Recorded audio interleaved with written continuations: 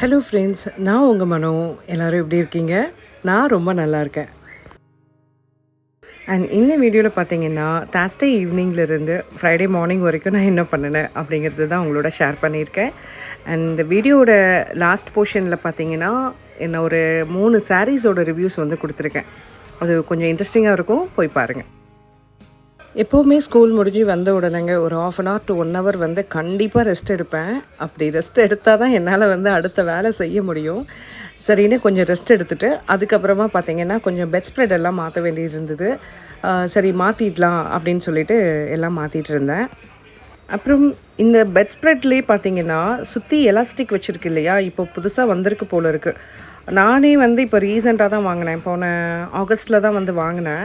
ரொம்ப நல்லா இருக்குங்க. அந்த பக்கம் இந்த பக்கம் நகல்றதில்ல. எலாஸ்டிக் வந்து ரொம்ப ஸ்டடியாக இருக்குது, சூப்பராக இருக்குது. நீங்கள் உங்களுக்கு பிடிச்சிருந்துச்சுன்னா ட்ரை பண்ணி பாருங்கள். ஆனால் மற்ற ஸ்ப்ரெட்ஸ் எல்லாம் வந்து கண்டிப்பாக அது வந்து நகண்டுட்டு ரொம்ப எரிச்சலாக இருக்கும், எப்போ பார்த்தாலும் போட்டுகிட்டே இருக்கிற மாதிரி இருக்கும். ஆனால் இந்த எலாஸ்டிக் டைப் ஸ்ப்ரெட் வந்து ரொம்ப யூஸ்ஃபுல்லாக இருக்குது. வேணால் ட்ரை பண்ணி பாருங்கள். ஃப்ளிப்கார்ட்டில் அவைலபிளாக இருக்குது. பொதுவாகவே வீக்லி ஒன்ஸ் வந்து பெட் ஸ்ப்ரெட் எல்லாம் மாற்றிடுவேன். சும்மாவே நமக்கு தூக்கம் வராது. இதில் பெட் ஸ்ப்ரெட்டு, பில்லோ கவர்ஸ் எல்லாம் வந்து மாற்றலைன்னு வச்சுக்கோங்க, அவ்வளோதான், சுத்தமாக தூக்கமே வராது. அதனால் வந்து ரெகுலராக வீக்லி ஒன்ஸ் வந்து கண்டிப்பாக என்ன ஒரு சிச்சுவேஷன்ஸ் இருந்தாலும் ஒன்று மார்னிங் இல்லைனா ஈவினிங் வந்து கண்டிப்பாக சேஞ்ச் பண்ணிடுவேன். இதுதான் வந்து நம்மளோட காட்டோட அவுட்லுக்கு. அப்புறம் இது வந்து ரெண்டட் ஹவுஸ் அப்படிங்கிறதுனால நான் காட் வந்து செவுரு ஒட்டி தான் போட்டிருக்கேன். ஏன்னா சின்ன ரூமு சென்டரில் போட முடியாது, அதனால் வந்து இப்படி போட்டிருக்கேன். அப்புறம் எந்திரிச்சிட்டு கொஞ்சம் ரிலாக்ஸ் பண்ணணும் இல்லையா, எப்போவுமேங்க சூப்பராக ஒரு டீ குடிப்பேன். இந்த தடவை பார்த்திங்கன்னா நரசூஸ் காஃபி அது வந்து வாங்கிட்டு வந்திருந்தேன். ஆக்சுவலாக எங்கள் அம்மாவோட பெரிய ஃபேவரெட் இது. அவங்க வந்து அது என்ன உதயம் வாங்கி வச்சுருப்பாங்க. நான் வந்து சரி இந்த டைம் வந்து நரசூஸில் வாங்கலாம் அப்படின்னு சொல்லிட்டு வாங்கிட்டு வந்திருந்தேன். 50 கிராம் பார்த்திங்கன்னா 60 ருபீஸ். ரொம்ப வாசனையாக ரொம்ப அரோமேட்டிக்காக இருந்தது. ஓப்பன் பண்ணும்போதே ஒரு காஃபி குடித்த ஃபீலிங் இருந்தது. சரின்னு ஓகே ஃபில் பண்ணி வச்சுட்டு அப்பப்போ ஈவினிங் டைமில் கொஞ்சம் காஃபி குடிக்கலாம் அப்படின்னு சொல்லிட்டு இன்றைக்கி வந்து ட்ரை பண்ணேன். ஆக்சுவலாக இது வந்து ஒரு மெத்தடுங்க.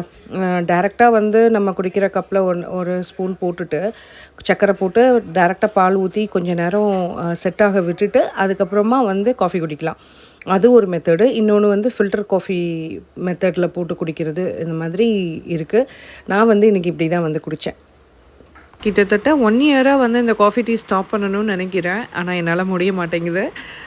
பார்க்கலாம் எப்போ தான் இதை விடுறேன் அப்படின்னு சொல்லிட்டு. ஆனால் என்னால் சத்தியமாக முடியலைங்க.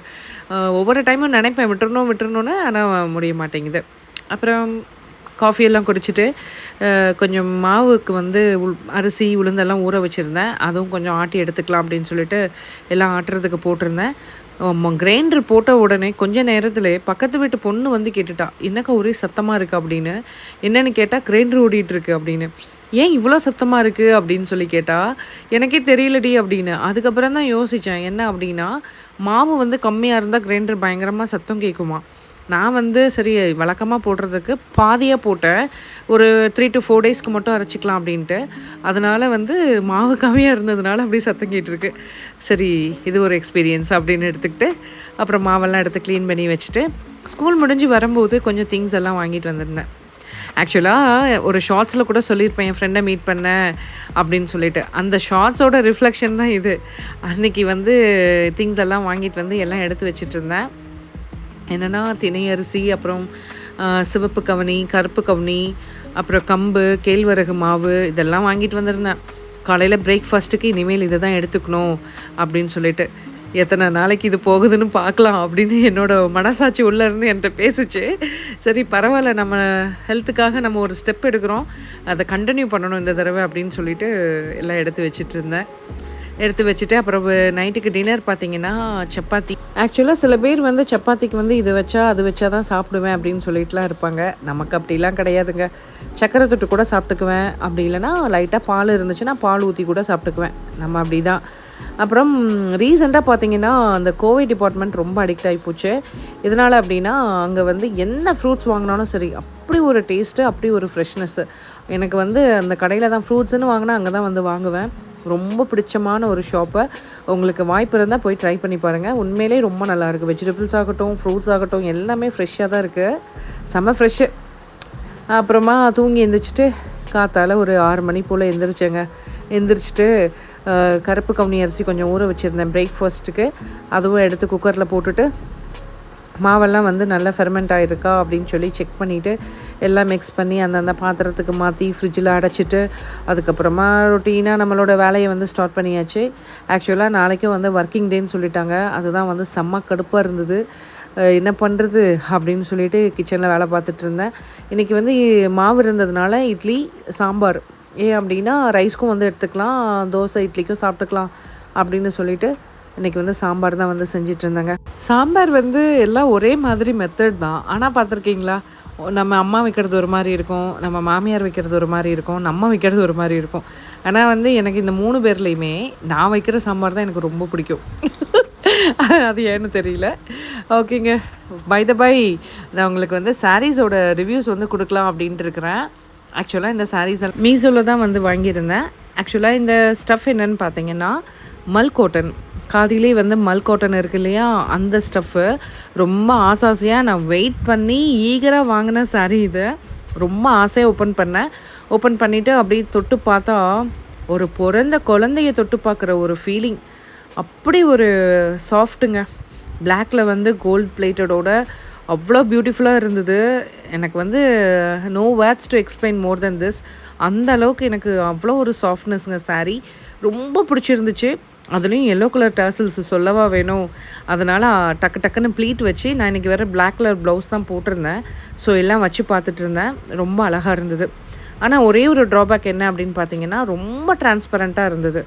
கொஞ்சம் ஒல்லியாக இருக்கிறவங்க வந்து வியர் பண்ணால் அவங்களுக்கு செட் ஆகுமோ என்னமோ தெரியல. பட் நீங்கள் வந்து கோ ஃபார் இட். ரியலி இது வந்து ரொம்ப சூப்பராக இருந்தது. எனக்கு வந்து நான் கொஞ்சம் ஸ்டவுட் அப்படிங்கிறதுனால எனக்கு அந்த டிரான்ஸ்பரன்சி கொஞ்சம் பிடிக்கல. நெக்ஸ்ட் அடுத்த சாரீ வந்து இதுவுமே அப்படி தாங்க. ஆனால் ஆக்சுவலாக நான் வந்து இதுக்கு அந்தளவுக்கு நான் ஈகராக இது பண்ணல. ஆனால் ஓப்பன் பண்ணதுக்கப்புறம் பார்த்தா அவ்வளோ அருமையாக இருந்தது. மெயின் கலர் பார்த்திங்கன்னா ரெட் அண்ட் ஆரஞ்ச் தான். அதில் வந்து அந்த பிளாக் வந்து செம்ம ஹைலைட்டுங்க.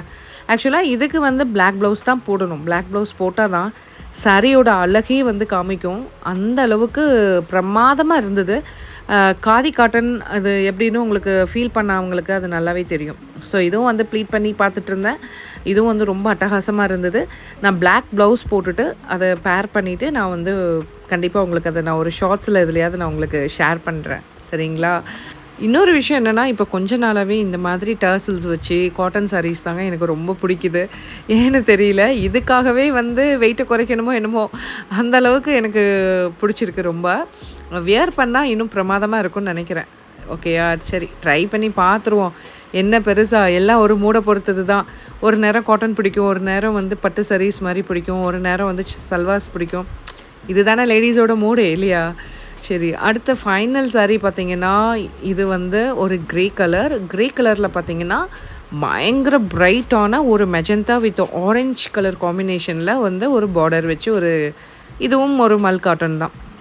ரொம்ப சாஃப்ட்டு. இது வந்து ஃபஸ்ட்டு நான் காமிச்சேன் இல்லையா, அந்த சாரீ மாதிரி ரொம்ப சாஃப்டான ஒரு சாரீ. நம்ம வந்து வாஷ் பண்ணுறதெல்லாம் ரொம்ப கவனமாக வாஷ் பண்ணணும். ஹேண்ட் வாஷ் தான் இதெல்லாமே. நீங்கள் இதெல்லாம் வந்து மிஷின்லலாம் போட்டிங்கன்னு வச்சுக்கோங்க, அவ்வளோதான். அதுலேயும் ஒரு சின்ன டேமேஜோடு வந்திருந்தது. சரி, ஓகே பார்த்துக்கலாம் அப்படின்னு சொல்லிட்டு எல்லாம் பிரித்து பார்த்துட்டு இருந்தேன். அவ்வளோ ஒரு சாஃப்ட்டுங்க. இந்த அளவுக்கு வந்து இது பண்ணுவாங்களா அப்படின்னு சொல்லிட்டு அப்படி ஒரு யோசிச்சுட்டு இருந்தேன் நான். அந்த அளவுக்கு சாஃப்டாக இருந்தது.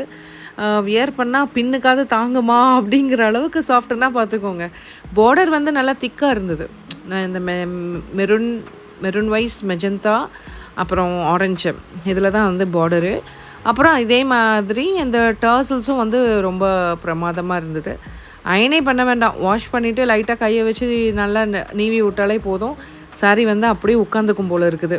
அந்த அளவுக்கு நம்ம சொல்கிறதெல்லாம் கேட்குற மாதிரி இருந்துச்சு. எனக்கு ரொம்ப பிடிச்சிருந்துச்சு. உங்களுக்கு இந்த 3 சாரியில் எந்த சாரீ பிடிச்சிருக்கு அப்படின்னு சொல்லிட்டு டெஃபினட்டாக கமெண்ட் பண்ணுங்கள். அப்புறம் இந்த 3 சாரிலையுமே ஒரு சாரீ வந்து நான் ரிட்டன் போட்டிருக்கேன். அப்புறம் அதோட ப்ரைஸஸ் இது எல்லாத்தையும் நீங்கள் கமெண்ட் பண்ணிங்கன்னா யார் வந்து கரெக்டாக சொல்கிறீங்களோ டெஃபினட்டாக அவங்களுக்கு ஒரு கிவ்அவே கொடுக்கலாம் அப்படின்னு சொல்லிட்டு பிளான் பண்ணியிருக்கேன். நீங்கள் உங்களுக்கு விருப்பம் இருந்துச்சுன்னா நீங்கள் கமெண்ட் பண்ணுங்கள். ஓகேங்களா? ப்ளஸ் ஆர் மைனஸ் என்னவாக இருந்தாலும் சரி கமெண்ட் பண்ணுங்கள். எங்களை மாதிரி வீடியோஸ் வந்து போடுறவங்களுக்கு அது வந்து ரொம்ப யூஸ்ஃபுல்லாக இருக்கும். ஓகேங்களா? சரிங்க, பொறுமையாக என்னோடய வீடியோ பார்த்ததுக்கு ரொம்ப நன்றி. அதோட சேனலை மறக்காமல் சப்ஸ்கிரைப் பண்ணுங்கள். இந்த மாதிரியான வீடியோஸ் வந்து வேணும் அப்படின்னா அதுவும் சொல்லுங்கள். நான் வந்து மேற்கொண்டு உங்களுக்கு நான் வந்து ஷேர் பண்ணுறேன். சரிங்களா? பை.